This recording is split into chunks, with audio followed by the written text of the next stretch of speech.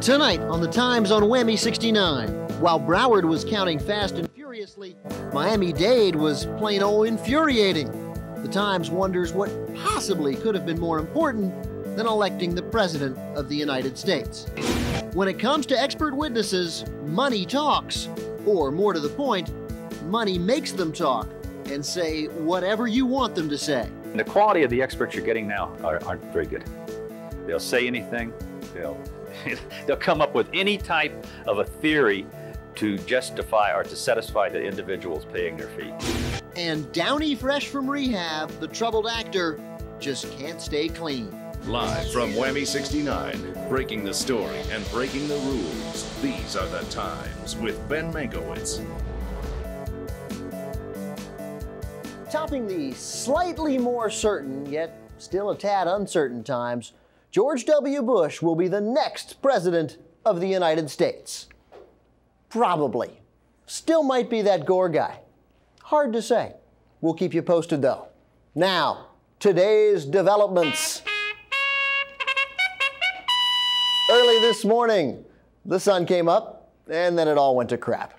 Gore officially contested the results in Palm Beach, Dade, and Nassau counties. His lawyers then officially asked a judge to declare Gore the winner based on, quote, the true and accurate results.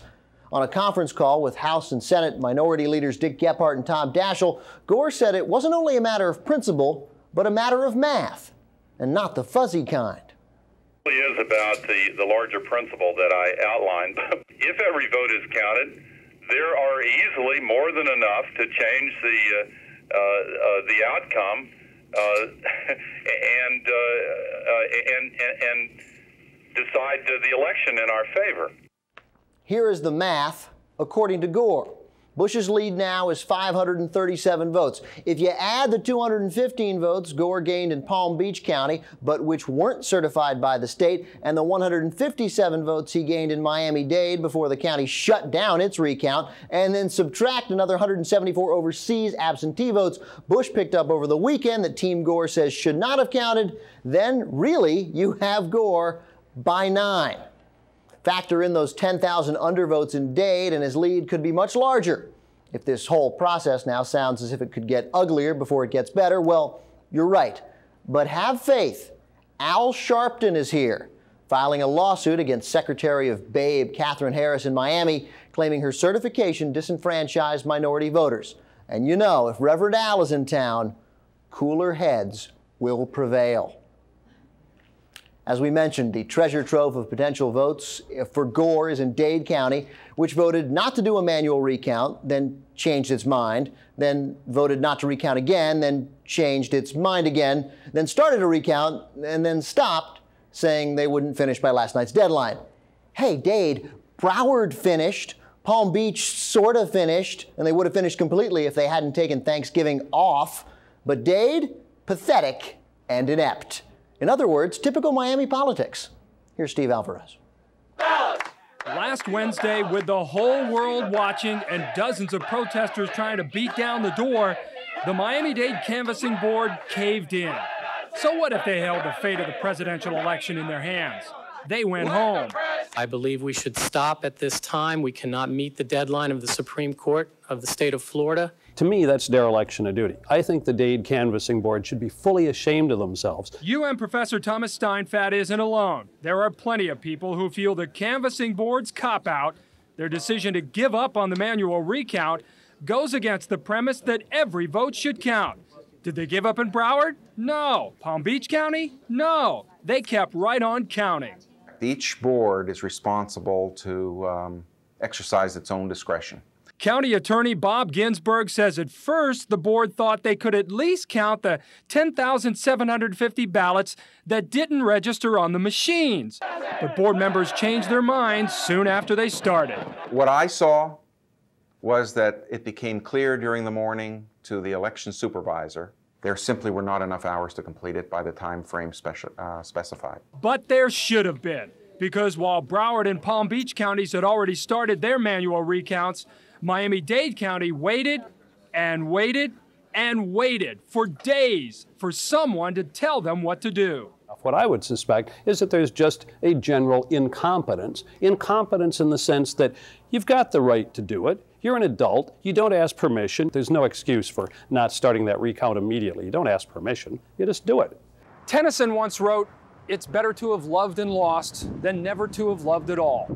And a lot of people feel that way about the county's canvassing board. It would have been better to at least start the recount of those 10,000 underballots than to just give up without trying. I think that's a point for debate. As we sit here now, the heroic efforts that were undertaken in Palm Beach County appear to have been for nothing. But they finished, and I think those votes ultimately are going to be counted. Democratic Party Chairman Joe Geller says not recounting those 10,000 underballots is bad enough, but not certifying an additional 400 votes they found in the recount is insane. How do you tell 400 people, we found your vote and we're still throwing it out? They should have counted as many votes as possible, certified as many people's votes as possible. But the canvassing board chose to quit, probably costing Al Gore hundreds of votes. And all 3 board members are Democrats. That's fine. Democrats can be just as stupid as Republicans.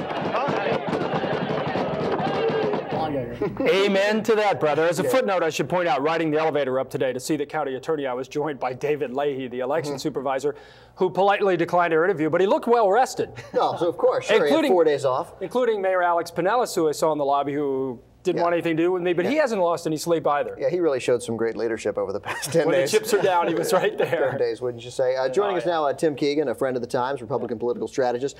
Tim, if you can, pretend for a moment that you're not an incredibly partisan political hack. Okay, I'll try not and tell me what your advice would be to Al Gore, other than concede, right? Okay. Right. How can he handle himself? How can he not alienate every single American citizen? Well, first of all, you've taken my first best option away from me. So my second best option, I think, at this point, his lawyers are going to go through the courts, and that's really where it's at. I don't think the fuzzy math, which the Gore campaign would like to put out there, that he's up by 9, is really going to matter in the final analysis. I think everything is going to rest upon the U.S. Supreme Court at the end of this week, possibly Monday, and that at that point, you're probably looking at a concession, frankly.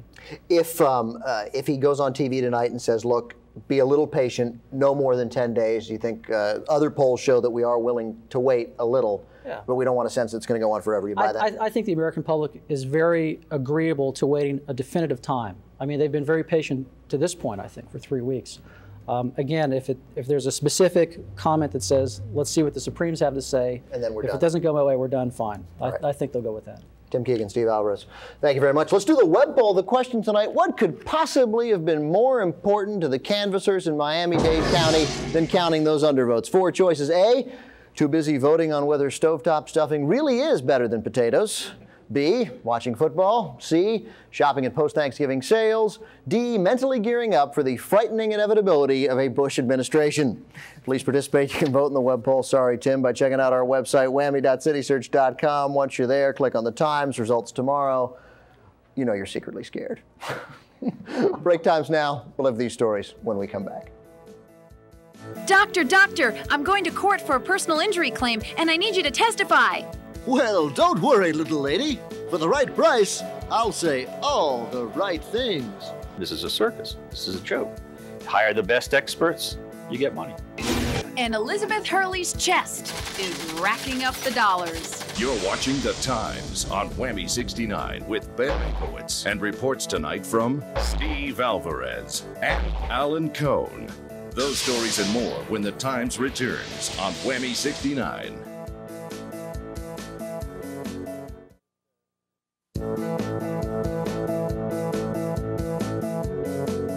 They are integral parts of a trial in both criminal and civil cases, so-called expert witnesses who explain complicated issues to juries.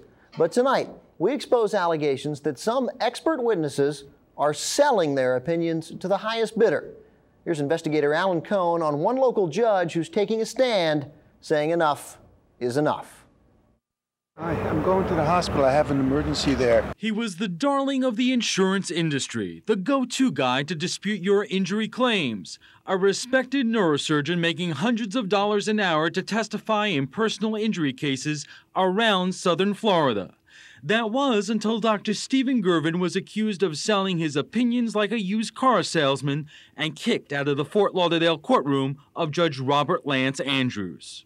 Sometimes you just get to the point where you're fed up. You could just imagine the spectacle earlier this year when Andrews, a self-described maverick who prides himself on his relaxed, informal style, I believe in the system, flew into a rage and booted Gervin out, shouting, quote, "I'm just not going to let him testify. He wouldn't know the truth if it leapt up and bit him on the ass." It's a situation where you just don't want to take anymore. You give the parties an opportunity to go out and find somebody else. You've just been the envelope has been pushed to the point where it's broken. What could Dr. Gervin, the successful chief of neurosurgery at Memorial Hospital in Pembroke Pines, have possibly done to earn the ire of Judge Andrews? Judge Andrews went so far as calling you a liar and banning you from his court. Well, I'm not able to comment on that. Could Judge Andrews' opinion of Dr. Gervin have anything to do with these court transcripts showing Dr. Gervin sometimes changes his opinion from case to case, depending on who he's working for? We're on candid camera, sir. Or was it this incredible videotape of Dr. Gervin obtained exclusively by the Times, where he pushes the ethical envelope? Not only are this lawyer and his client about to bolt for the door, Dr. Gervin would later be thrown off the case because of what you're about to see. So there was a trap door. You knew of this trap door. This is, you're taking a depo and I'm not going to allow this. What you're seeing is Dr. Gervin trying to perform a court-ordered independent medical examination, or IME, in a personal injury case. I take a medical history of how accidents happen. But not only was he asking inappropriate questions, We may want to call it a day. It's a day. Okay. the most unbelievable part of this videotape is what happens when the lawyer and his client storm out and Dr. Gervin believes the camera is off. You know, our office uses you a lot, and we wanted a legitimate IME. He makes an offer that apparently even shocks the insurance company lawyer he's working for. I can even say how his injuries are. I can do it now. If you wish, I'll do that. You heard him. If you wish, I'll do it. Dr. Gervin is telling the insurance company lawyer the man's injuries are not related to the accident, even though he never got to examine him. They come on weeks later. It's not related. What? They came on weeks later. Right. It's complaints. Well, you didn't have a chance to get I am physical that, but I'll do that. So what happened when we approached Dr. Gervin for comment about the incident? Well, he didn't exactly deny it, but he did say, I have no remembrance of such it happening. Did it not happen? I have no remembrance. a neurosurgeon with a memory problem. Doctor, it's on videotape, including your parting words. Was this fun? Dr. Stephen Gervin is one of a handful of so-called expert witnesses in South Florida who earn hundreds of thousands, even millions of dollars a year testifying in personal injury cases, testifying for either insurance companies or those suing insurance companies. Same way Without a doubt, experts have become a crucial tool to explain complicated issues to juries. But Judge Andrews and a lot of other people are becoming convinced the staggering amount of money paid to experts is corrupting the system. My charge is similar to what other orthopedic surgeons charge in this community, which is $650 per hour. The quality of the experts you're getting now aren't very good. They'll say anything. They'll come up with any type of a theory to justify or to satisfy the individuals paying their fee. But Dr. Alfonso Petty is an exception according to Judge Andrews. He may earn hundreds of thousands of dollars a year as an expert, but he testifies for both plaintiffs and defendants. I think it's to your advantage to do both, because this way you're not biased one way or the other.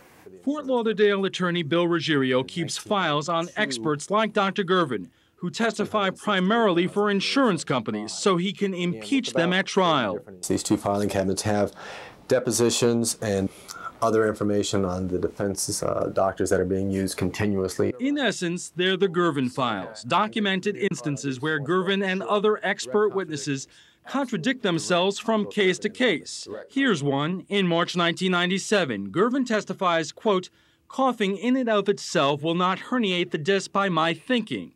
But 4 years earlier, when Gervin was asked what else can cause herniated discs, he replied, coughing. It's really inconsistent, the things that he does say from time to time in the depositions. Another example, February 1993, quote, "Have you ever given one of your patients a permanent disability based on their subjective complaints? Answer, ever? I guess so. 3 years later, same question, no." There are some people who believe that from time to time you contradict yourself from case to case. What would you like to say about that? I have nothing to say, sir. Here's another favorite target of attorney Bill Ruggiero. Well, I don't think I use the word faking. I think that she's magnifying her symptoms. I think she's embellishing her complaints to some degree. Dr. Alan Routman, an orthopedic surgeon from Fort Lauderdale. Are you questioning the veracity of what I put down in my report, sir? Yes, sir. Well, yes, sir, as I have many times. Ruggiero showed us examples where Routman, too, contradicted himself from case to case. In one case, the doctor testifies he views patients sent to him by insurance companies with skepticism. But in another case, he says it's important to be objective. The money is not an incentive to get me to go to court and to lie on the witness stand. We found out that in 1996 from one insurance company, and you must have testified for 25 or 30, that you made $273,000. Are you being honest and truthful, sir, when you make the kind of money you're making doing these defense exams? Well, I don't deny that I make a good living as an orthopedic surgeon. A darn good living from those insurance companies denying injury claims. In fact, just about every claim he sees, he denies. According to records compiled by Bill Ruggiero, nearly 96% of the people Routman is asked to examine are denied permanent disability status. Is it possible that 96% of those who are suing insurance companies are not injured? Well, I think that's possible. But Judge Andrews says if doctors like Alan Routman dare to actually find something wrong with a plaintiff, the insurance company would make them think twice because it would have to pay out. If you see a doctor that starts to render opinions favorable to the plaintiff, he's very rarely used anymore. But it cuts both ways, says attorney Dale Hightower, who defends insurance companies in personal injury cases. The legal community knows that there's a group of doctors that will support the plaintiffs in general, and there's a group of doctors that will support the defense in general. And they keep running into the same doctors over and over and over in the court. Would it be fair for the public to take from that these people will say anything for the money? I don't think you can say that. But how does he explain that videotape of Dr. Stephen Gervin, for example, offering to write an opinion without actually doing an examination? It leads you to believe that, this doctor is basically selling his opinion. Yeah, I'm with you on that. And in some cases, that's probably what happens to one degree or another, but not in all cases. And I think that most doctors that testify in court are honest, but like everyone, whether it be plumbers, auto mechanics, whatever, you're going to find some bad apples. After Judge Andrews' very public and very embarrassing comments, Dr. Gervin became too hot to handle. He was shunned by the insurance companies. In an effort to resurrect his business, he sent this flyer to local attorneys announcing he was lowering his rates. And he sued Judge Andrews. Andrews won't discuss the case, but he has no regrets about speaking out about an expert and an industry which he claims is making a mockery of the courts. This is a circus. This is a joke. Hire the best experts, you get money. Hire the best experts, you're not found guilty of malpractice. It sort of undermines the faith and credibility of the people in the system itself. So, where do you go to complain about an unscrupulous witness? After all, you can take your complaints about a lawyer to the state bar. You can take your grievance with a doctor to the state licensing board. But there is no oversight of doctors who make their living in the court. It's simply a matter of juror beware. Ben? Alan, very terrific piece. I was curious, the doctor, Dr. Routman, who turns down 96% of all the claims that come to him, at least that go to court. He gave a partial answer to your question about that 96% figure. What's the rest of the answer? He does say that does not take into account cases where he says that there is an injury and the insurance company settles the case before it gets to court. Okay. Alan Cohn, thanks very much. Another break. When we come back, part 2 of Alan's story. No, just kidding. We'll have these stories when the Times continues. Too bad the actors on Ally McBeal aren't real lawyers, because guest star Robert Downey Jr. could sure use one. And if you think our electoral process is fraught with intimidation and corruption, Take a look at Haiti.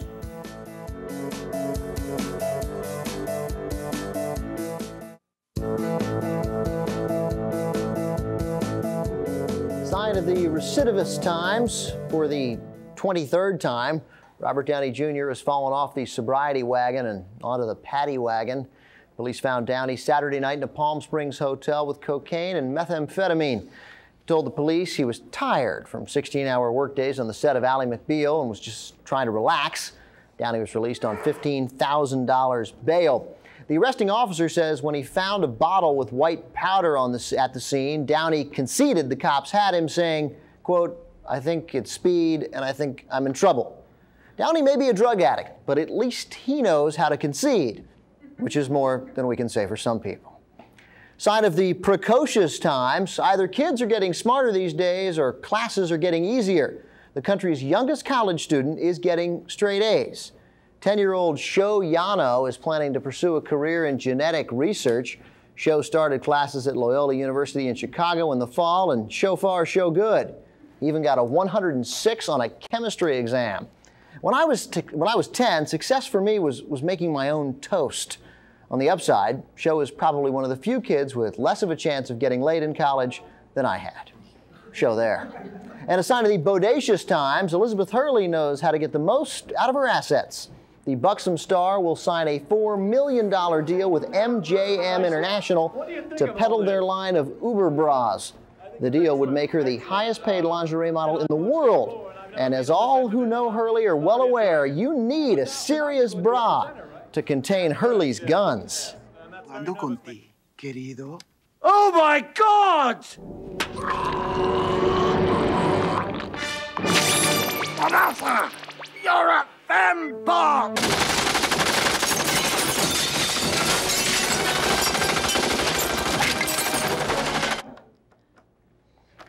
When we come back, we'll tell you about a real election crisis. But first, this question: who said it, quote, "I need to get the sex back in my acting"?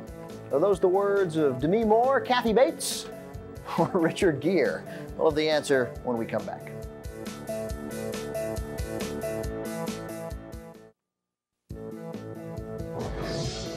Who said it? I need to get the sex back in my acting.